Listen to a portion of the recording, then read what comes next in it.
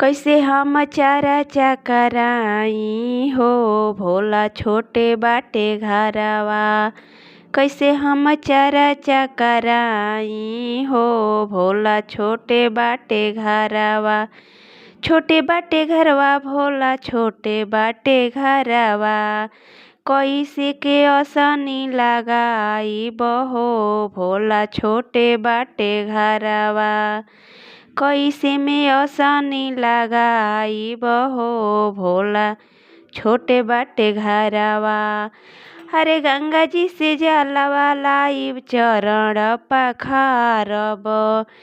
गंगा जी से जलवा लाइब चरण पखारब।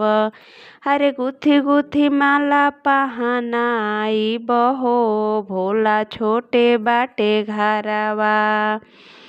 अरे जइबो बजरिया हम मिर्गा छाल लाइब। अरे जाई बजरिया हम मिर्गा छाल लाइब। अरे गुरु के असनिया लगाइब हो भोला छोटे बाटे घरवा।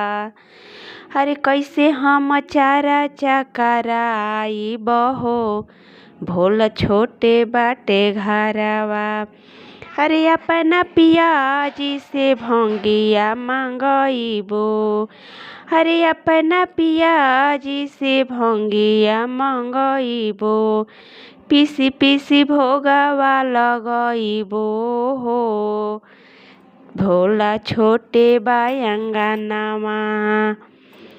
अरे घिउवा कपूरवा के आरती सजइबो। घिउवा कपूरवा के आरती सजइबो।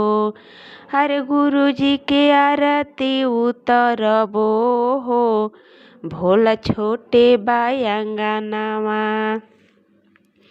अरे कैसे में चारा चकराइब हो भोला छोटे बायंगनावा। कैसे में चारा चकराई हो भोला छोट बायंगनावा।